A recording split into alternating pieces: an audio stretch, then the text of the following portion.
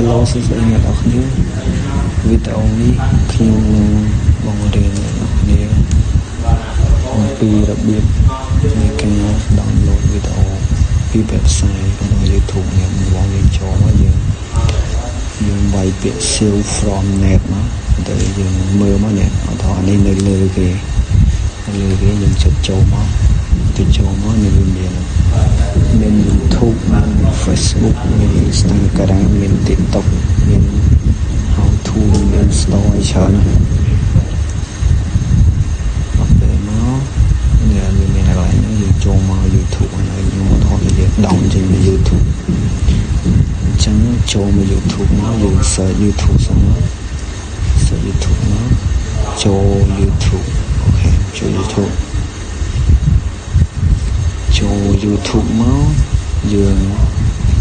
មក select មើលវីដេអូដែលយើងចង់down យកមើលវីដេអូណាដែលយើងចង់down ពងរកសិនយើងអស់ scroll lên tí scroll វាឡើងលើទីចុះតិចនោះនេះខ្ញុំយក comment ដែលយើងចុច copy link មកដើម្បីយកមកផាសចូលនៅក្នុងកម្មវិធី save from net នោះនេះយើងចុចផាសមកតែយើងចុចពាក្យ download បាច់ចុចក៏វាដែរហ្នឹងយើងក៏ផាសចូលមកនេះវាមាន download ហើយនេះវាមានឲ្យស្រេមានអីចឹងយើងចុចនេះវាមានឲ្យស្រេមានវាចូលមកកន្លែងនេះយើងចុចខ្វែងវាចេញយើងចុច download ពេលខាងវា load ចូលមកកន្លែងហ្នឹងហើយយើងបាច់ចុចថយមកទីទៀតទៅនេះវាពងប្រសេសឲ្យទៅទីទៀតនឹងវារ៉ាន់ឲ្យយើង download ពេល down ហើយគឺវាតែមកផ្លែទៅវា load ឲ្យយើងពេញមកផ្លែទេអញ្ចឹងយើងចាំតិចទៅវាពង processing យើងវីដេអូ will be ready in the few minutes មានថាវីដេអូនេះវាពងដំណើរការតែតាមបន្តិចនាទីទេណាវាឲ្យយើង down នេះ please do not close the page until the download start វាថាសុំធ្វើវារហូតដល់យើងបិទអាហ្នឹងទៅវារហូតដល់វា download នៅ start អញ្ចឹង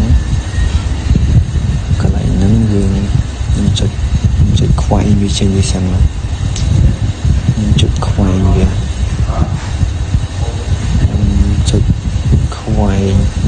នេះសិន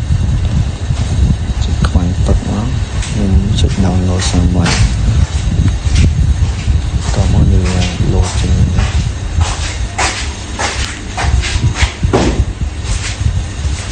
tới người download nó dừng người bằng cái video này người còn video